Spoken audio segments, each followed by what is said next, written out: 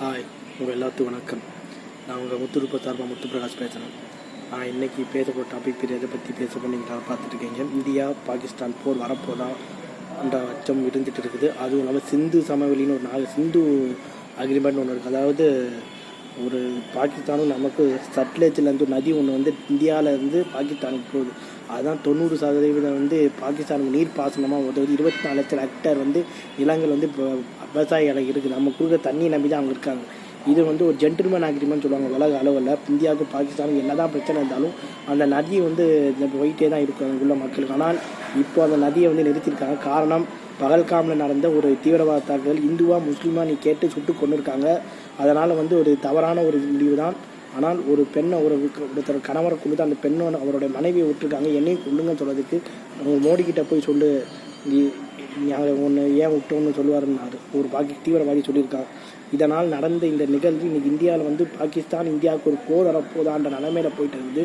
வாகையில Pakistan India இராணுவ வீரர்களுடைய அந்த அணிவகுப்பு நாள் அன்னைக்கு சேக்கன் கொடுப்பாங்க. அது கொடுக்கக்கூடாதுன்னு இந்தியா உள்துறை அமைச்சர் இது போட்டு இந்தியாவில் இருக்கக்கூடிய பாகிஸ்தானிகள் விசாவுக்கு வந்தவங்க உடனடியாக இந்தியாவை விட்டு போகணுன்னு மத்திய அரசு ஒரு அறிக்கை விட்டுருக்கு. இதுதான் இங்கே பிரச்சனையாக போயிட்டு இருக்குது. ஸோ இதனால் இந்தியா பாகிஸ்தான் போர் மறுபடியும் வரப்போதான்னு ஒரு அச்சம் போயிட்டுருக்கு. அப்படி வரதுக்கு வாய்ப்பும் குறைவும் தான் நான் போடுறேன். ஏன்னா உக்ரைன் ரஷ்யாவுக்கு போர் வந்தப்போ நம்ம பங்குச்சந்தை பார்த்துப்போ 600 பாயிண்ட் டவுன் ஆச்சு. அதானிக்கு அம்பானிகளுக்கு செம்மடி வந்துச்சு. ஸோ இந்தியா பாகிஸ்தான் போர் மறுபடியும் வந்தால் அதானியும் அம்பானிகளுக்கு தான் பிரச்சனை. பாகிஸ்தானுக்கு ஒன்றும் கிடையாது.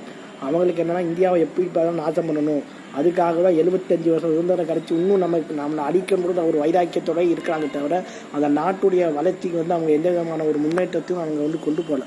ஸோ அதனால் அவங்களுக்கு எந்த லாஸும் கிடையாது. ஒரு அமெரிக்க டாலர் பாகிஸ்தானில் பார்த்தீங்கன்னா 200 ரூபாய்க்கு மேலே ஏதோ போயிட்டுருக்குன்னு சொல்கிறாங்க. இப்போ எவ்வளோ ரேட்டுன்னு தெரியல. ஸோ அதனால் அவங்களுடைய பொருளாதாரம் ரொம்ப மந்த நிலைமையில் போயிட்டுருக்குது. இதனால் என்னென்ன விளைவு வரப்போகுதுன்றதை நம்ம பார்த்துக்கிட்டே தான் இருக்கிறோம். இந்தியா பாகிஸ்தான் எல்லையில் போர் பதட்டம் அதிகரிச்சுட்டு போயிட்டே இருக்குது. ஸோ இந்தியா பாகிஸ்தான் போர் மூடுவதற்கு அதனால் சாத்தியக்கூறுகள் இருக்குன்ற மாதிரி தான் தெரியுது. பல தமிழர்கள் காஷ்மீருக்கு போயிருக்காங்க. அதில் உயிர் தப்பி சொல்கிறாங்க இஸ்லாமியர்கள்லாம் காப்பாற்றினாங்க. ஒரு சில இஸ்லாமியர்கள் அப்படி பண்ணாங்க. ஒட்டுமொத்த இஸ்லாமியர்கள் நம்ம தவறாக பேச முடியாது. ஏன்னா இது தவறான ஒரு இது. ஸோ அதனால் இந்த நிகழ்வு இதாக பேசியிருக்காங்க. இந்தியா பாகிஸ்தான் போரால் காஷ்மீர் மக்கள் பாதிக்கப்பட்டாங்க. ஒரு இஸ்லாமியர் அதாவது குதிரை ஓட்டிட்டு இவர் அப்பாவி மக்களை சுடுறப்போ அதை தடுத்துருக்காரு. அவங்களையும் தீவிரவாதிகள் சொல்லிட்டுருக்காங்க.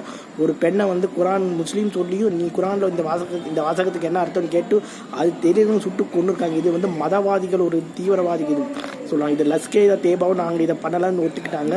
ஸோ யார் பண்ணாலும் ஒரு புது தீவிரவாத அமைப்புன்னு சொல்லியிருக்காங்க. அந்த பேர் அதிகாரப்பூர்வமாக வெளியிடப்படலை. ஸோ என்னென்ன விளைவு வரப்போகுதுன்றதை நம்ம பொறுமையாக பார்த்து சொல்லி வீடியோவை நான் முடிச்சுக்கிறேன். உங்களே விடைபெறும் முத்துப்பிரகாஷ். பாய்.